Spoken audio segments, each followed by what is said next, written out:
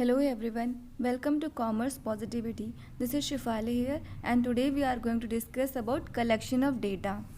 So collection of data क्या होता है, कैसे हम डाटा को कलेक्ट करते हैं, सोर्सेज क्या हैं डाटा के, मेथड्स ऑफ कलेक्टिंग डेटा, इन सभी के बारे में हम आज की वीडियो में डिस्कस करने वाले हैं. तो वीडियो को एंड तक देखिएगा. अगर कहीं कुछ भी कन्फ्यूजन होता है तो आप उससे कमेंट बॉक्स में पूछ सकते हैं. वीडियो को अभी तक सब्सक्राइब नहीं किया तो सब्सक्राइब कर लें जिससे आने वाले वीडियोज़ की नोटिफिकेशंस आपको मिलती रहें. तो चलिए स्टार्ट करते हैं आज का वीडियो. तो सबसे पहले हम बात करते हैं कि डेटा कैसे कलेक्ट करते हैं और डेटा होता क्या है.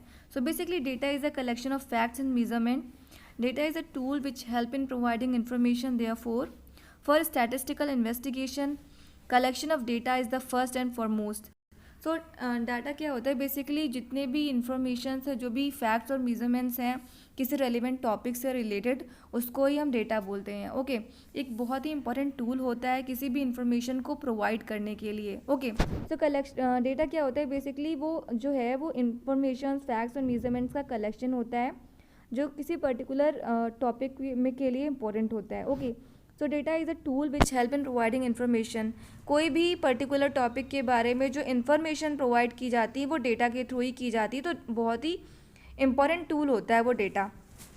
अब कुछ स्टैटिस्टिकल इन्वेस्टिगेशंस होती हैं तो वहाँ पर जो है सबसे पहले डेटा को कलेक्ट किया जाता है, उसके थ्रू ही रिज़ल्ट निकाला जाता है कि क्या जो है रेलिवेंट जो रिज़ल्ट निकल कर आ रहे हैं. ठीक है, जैसे किसी स्कूल में किस क्लास में कितने बच्चों का क्या परसेंटेज आया उसके बारे में यहाँ पे कुछ इन्फॉर्मेशन कलेक्ट की गई और उस बच्चे के उन बच्चों के रोल नंबर नेम उनको लिखा गया. ठीक है, तो इस तरीके से ये पता लगाया गया कि कितने बच्चों के क्या परसेंटेज आए थे. या फिर अब किसी सर्वे होता है, कोई सर्वे में क्या होता है कि किसी विलेज में कितने मेल और फीमेल और कितने चिल्ड्रन हैं उनके बारे में वजह से पता किया जाता है. तो उसको ही हम क्या बोलते हैं, इंफॉर्मेशन कलेक्ट करने को हम क्या बोलते हैं, डाटा कलेक्शन बोलते हैं. ओके तो ये डेटा कलेक्शन क्या होता है और डेटा क्या होता है आपको समझ में आ गया होगा. डेटा क्या होता है कि जो रेलिवेंट इन्फॉर्मेशंस होती हैं उस पर्टिकुलर टॉपिक से, उसको ही हम डेटा बोलते हैं. ठीक है, वो नंबर के फॉर्म में हो सकता है. और जैसे कि आप कोई भी ऑर्गेनाइजेशन है, ठीक है, तो उसको पता लगाना है कि मार्केट में कितना लोगों का कंज्यूमर का क्या डिमांड है, क्या जो है कंपटीशन कैसा चल रहा है, कैसे प्राइसिंग स्ट्रेटजीज़ हैं और किस तरीके से कंज्यूमर्स को सेटिस्फाई करना है. तो उससे रिलेटेड जो भी रेलिवेंट इन्फॉर्मेशन जो है वो पहले कलेक्ट करते हैं और उसके थ्रू ही ये जान पाते हैं कि क्या मार्केट में चल रहा है. ठीक है, तो इस तरीके से जो है इन्फॉर्मेशन को कलेक्ट करना ही कलेक्शन ऑफ डेटा कहलाता है. ठीक है, तो अब हम देखते हैं कि जो है सोर्सेज क्या होते हैं डेटा को कलेक्ट करने के. तो पहला तो है प्राइमरी सोर्स और दूसरा है सेकेंडरी सोर्सेज. सेकेंडरी सोर्सेज को भी टू पार्ट्स में डिवाइड किया गया, पब्लिश्ड सोर्सेज और अनपब्लिश्ड सोर्सेज. तो पहले हम देख लेते हैं कि प्राइमरी सोर्सेज क्या होते हैं डेटा को कलेक्ट करने के. So data originally collected in the process of investigation are known as primary data. तो जो भी डेटा ओरिजिनली कलेक्ट किया जाता है डायरेक्ट इन्वेस्टिगेशन के थ्रू, उसको प्राइमरी डेटा बोलते हैं. क्या तो जैसे किसी रेस्टोरेंट में जो है रेस्टोरेंट के जो मैनेजर है वो जो है जितने कस्टमर्स आते हैं उनका फीडबैक देना चाहते हैं, तो वो क्या करते हैं पर्सन से फीडबैक लेते हैं डायरेक्ट, उनका क्या फीडबैक है उनके रेस्टोरेंट के खाने के लिए को लेकर, तो वो उनसे जो है वो वहाँ पर नोट डाउन करवाते हैं. तो इस तरीके से उन्हें जो इन्फॉर्मेशन मिल रही है वो डायरेक्ट मिलती है. ओके, या फिर जो है जब जो सर्वे होते हैं तो वहाँ पर जो है एक इन्वेस्टिगेटर जो है वो जाकर हर एक फैमिली के नंबर्स नोट करता है कि उस फैमिली में कितने मेंबर्स हैं, कितने मेल और कितने फीमेल है. तो वो क्या है डायरेक्टली वो इन्फॉर्मेशन वहाँ से गैदर कर रहा है. तो इस तरीके से जो सोर्सेज उन्हें अवेलेबल होते हैं वो कौन से सोर्सेज होते हैं, वो प्राइमरी डाटा होता है. Okay, this is original form of data which are collected for the first time. It is collected directly from the source of origin, जिसे डायरेक्टली जो है ओरिजिन से कलेक्ट किया जाता है. ओके, तो प्राइमरी डेटा मतलब क्या, जो डायरेक्टली उस जगह से मिलता है ओरिजिनल फॉर्म में, किसी भी तरीके से किसी के थ्रू डाटा कलेक्ट नहीं किया गया, बल्कि डायरेक्ट जो है उस पर्टिकुलर पर्सन से जो है उस डेटा को कलेक्ट करने को हम क्या कहते हैं, प्राइमरी डेटा. ओके, हम इंटरव्यू के थ्रू, सर्वे के थ्रू और ऑब्जर्वेशन के थ्रू जो है प्राइमरी डेटा को कलेक्ट कर सकते हैं. ओके, अब क्या क्या सोर्सेज होते हैं प्राइमरी डेटा को कलेक्ट करने के. हम पर्सनल इंटरव्यू और डायरेक्ट पर्सनल इन्वेस्टिगेशन के थ्रू जो है डाटा कलेक्ट कर सकते हैं. अगर हमें किसी पर्सन के बारे में कुछ पता करना है या उसके थ्रू इन्फॉर्मेशन कलेक्ट करनी, तो हम डायरेक्टली उससे मिलेंगे, क्वेश्चनर के थ्रू उससे आंसर्स जो है क्वेश्चन आंसर करेंगे, या फिर मेल करके भी हम उसका फीडबैक ले सकते हैं, उसका पॉइंट ऑफ व्यू जान सकते हैं।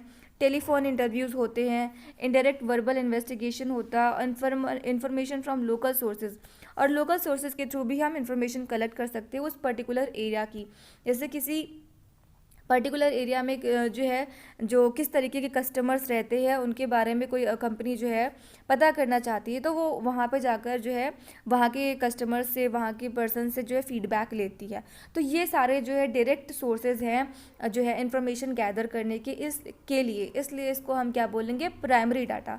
तो ये सारे ही तरीके हैं प्राइमरी डेटा को कलेक्ट करने के, ओके, जिसमें किसी भी थर्ड पार्टी का इन्वॉल्वमेंट नहीं होता है, डायरेक्ट जो है इन्वॉल्वमेंट होती है इन्वेस्टिगेटर की और उस जो है सेकंड पर्सन की जहाँ से वो डेटा कलेक्ट करना है। ओके, तो आई होप आपको प्राइमरी डेटा क्या होता है और प्राइमरी डेटा को कलेक्ट करने के क्या क्या मेथड्स हैं उनके बारे में पता चल गया होगा। आप इन सभी को स्क्रीनशॉट दे सकते हैं या फिर इन्हें नोट डाउन भी कर सकते हैं। अब हम जानते हैं सेकेंडरी डेटा क्या होता है। So secondary data refers to collection of data by some agency which already collected the data and processed the data thus collected is called secondary data. जो डेटा हमें डायरेक्टली नहीं मिलता है बल्कि किसी एजेंसी या किसी कंपनी के थ्रू हम उसे कलेक्ट करते हैं या उसको हम क्या बोलते हैं, सेकेंडरी डाटा बोलते हैं। ओके, क्योंकि ये हमें सेकेंड जो है पर्सन से मिलता है। जैसे कि कोई इन्फॉर्मेशन जो है वो हमें जो न्यूज़पेपर से मिल रही है, तो वहाँ पर न्यूज़पेपर से क्या हमें डायरेक्ट इन्फॉर्मेशन मिल रही है, पहले जो है वहाँ का जो रिपोर्टर है उस पर्टिकुलर एरिया की इन्फॉर्मेशन कलेक्ट करता है और फिर वो अपने हिसाब से जो है उसको जो प्रोसेस करके और ठीक करके वो उसको न्यूज़पेपर में जो है उसे प्रिंट करता है। उसके बाद वो न्यूज़पेपर हम तक आता है, तो वो जो इन्फॉर्मेशन हमें मिल रही है वो क्या हो गई, वो सेकेंडरी हो गई। ओके, तो इस तरीके के हमें जो डेटा अवेलेबल होते हैं उसे हम सेकेंडरी डेटा बोलते हैं। अब हम देखते हैं सेकेंडरी डेटा कलेक्ट कैसे कर सकते हैं। What are the sources of secondary data. तो ये बेसिकली टू टाइप्स में होते हैं, पब्लिश्ड सोर्सेज और अनपब्लिश्ड सोर्सेज। पब्लिश्ड सोर्सेज का मतलब क्या है, पब्लिश्ड मटेरियल क्या होता है, न्यूज़पेपर, मैगजीन, डायरेक्ट मेलिंग या फिर पोस्टर और any other form of printed और electronic journal, public, political advertising, इन्हें हम क्या बोलेंगे, पब्लिश्ड सोर्सेज, जो पब्लिकली जो है अवेलेबल होते हैं पब्लिक के लिए। जैसे गवर्नमेंट पब्लिकेशन से, सेमी गवर्नमेंट पब्लिकेशंस के थ्रू, रिपोर्ट्स ऑफ कमिटीज़ और कमीशंस, या फिर प्राइवेट पब्लिकेशन जैसे कि जर्नल्स है, न्यूज़पेपर, रिसर्च इंस्टीट्यूट्स हैं, और publication of trade association, international publications, जो मैगजीन्स हैं, इनके थ्रू जो इन्फॉर्मेशन हमें मिलती है वो पब्लिश्ड सोर्सेज होते हैं, जो पब्लिक के लिए अवेलेबल होते हैं और जो वो है वहाँ से कलेक्ट कर सकते हैं। तो ये सारी इन्फॉर्मेशन जो है वो उन्हें डायरेक्ट नहीं मिलती है बल्कि थर्ड पार्टी जो है उसे अपने हिसाब से जो है बनाकर देती है। तो इस तरीके के डेटा को हम क्या बोलते हैं, सेकेंडरी डेटा बोलते हैं। ठीक है, अब हम देखते हैं अनपब्लिश्ड सोर्सेज क्या होते हैं। So unpublished source of secondary data means data which need not be published, जो कि पब्लिश नहीं होता है। These records are maintain by the private firms, business enterprises, research works, scholars etcetera. तो ये जो है इनको पब्लिकली जो है अवेलेबल नहीं कराया जाता है और इन्हें जो है प्राइवेट रखा जाता है। The statistical data need not always be published. There are various sources of unpublished statistical material such as the records maintained by private firms, business enterprises, scholars, research workers, etc. They may not like to release their data to any outside agency. ठीक है, तो वो अपनी जो information, अपना जो data है वो आउटसाइड एजेंसी को जो है प्रोवाइड नहीं करते हैं। अनपब्लिश्ड जो है वो सोर्सेज होते हैं। इसका अदर सोर्स जो है वेबसाइट भी है, वहाँ से भी इंफॉर्मेशन जो है मिल जाती है।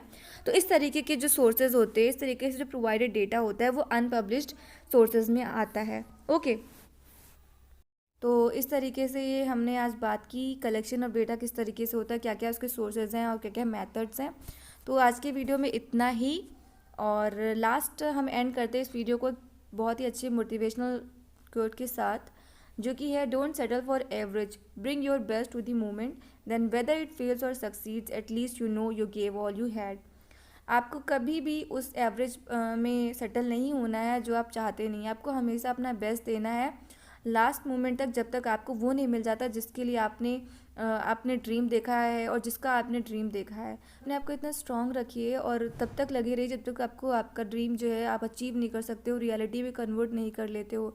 अगर आप फेल भी होते हो तो कम से कम आपको ये तो पता रहेगा कि आपने अपना 100% दिया, तो आपको कुछ सीखने को मिला। कभी भी आपका जो एफ़र्ट है वो वेस्ट नहीं जाता है। तो आप हमेशा गिव अप करने के बारे में मत सोचो और कंटिन्यूअसली लगे रहो, क्योंकि कंसिस्टेंसी ही आपको सक्सेस तक पहुंचाती है। और आपको लास्ट में ये तो होगा ही कि आपने कम से कम अपनी अपनी 100% दी, अपने 100% एफर्ट्स लगाएं जो आप अचीव करना चाहते थे, और आप वो अचीव कर भी सकते हो अगर आप अपना ऑनेस्ट 100% जो है हार्डवर्क उसमें देते हो। तो कुछ भी आपको सेटल नहीं होना है किसी भी एवरेज चीज़ों पे, या जो आप नहीं चाहते हो उसमें। आप बेमन से कोई काम ना करके अपने जो काम में आपको जिसमें खुशी मिलती है उसको करने पर अपनी जो है अपने टाइम को इन्वेस्ट करो, अपना बेस्ट देने की कोशिश करो, क्योंकि एक बार जो टाइम हाथ से निकल जाता है वो दोबारा नहीं मिलता है। सो आई होप आपको आज का वीडियो अच्छा लगा। अगर अच्छा लगा है तो लाइक कीजिएगा। अगर कुछ कन्फ्यूज़न होती है या कुछ समझ में नहीं आता है तो उसे कमेंट बॉक्स में पूछिएगा। So thanks for watching this video.